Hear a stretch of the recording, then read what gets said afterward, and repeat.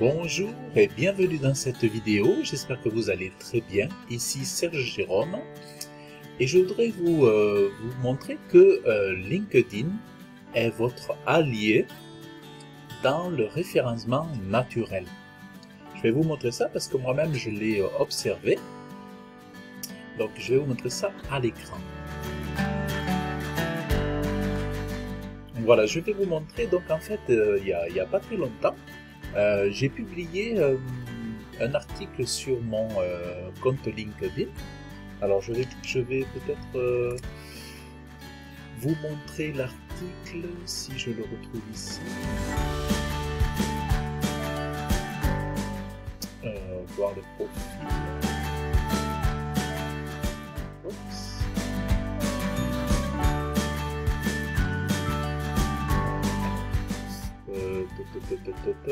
Je vais ici, voilà, j'avais publié ici un article donc il y a 5 jours.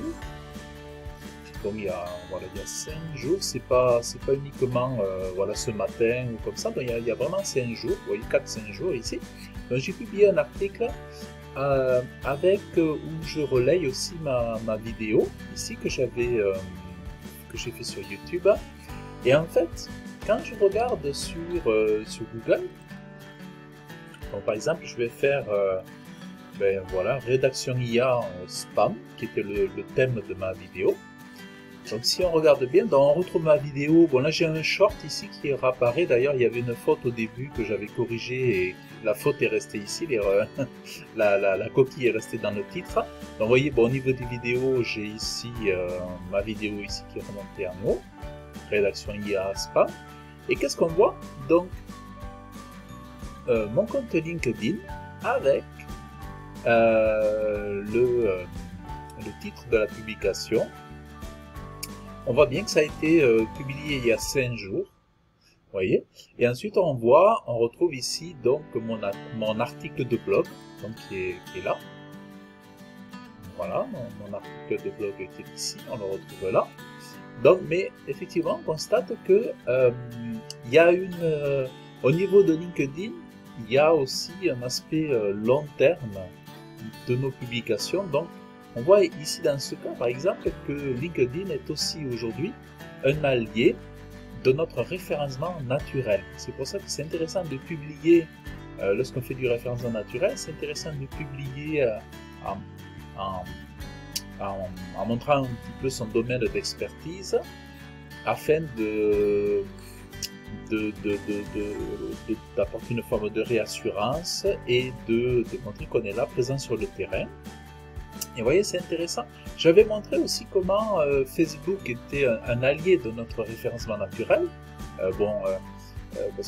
Parce que c'est vrai que c'est vraiment aussi intéressant Facebook pour ça, même si après il n'y a pas forcément de viralité. Hein.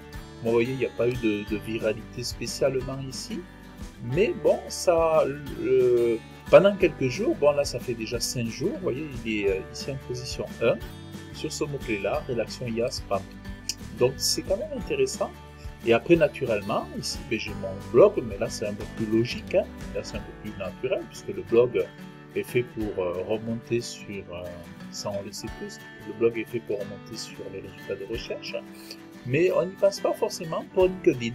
Donc vous voyez, il y a quand même... c'est intéressant d'avoir LinkedIn dans sa stratégie de contenu. C'est bien d'avoir LinkedIn, même si vous n'avez pas beaucoup de viralité. C'est quand même très très intéressant. Voilà, c'est vraiment ça que je voulais vous partager. Pour ceux qui se demandent si LinkedIn est vraiment intéressant et pertinent, ben je trouve que oui, vous voyez, c'est vraiment intéressant. Voilà.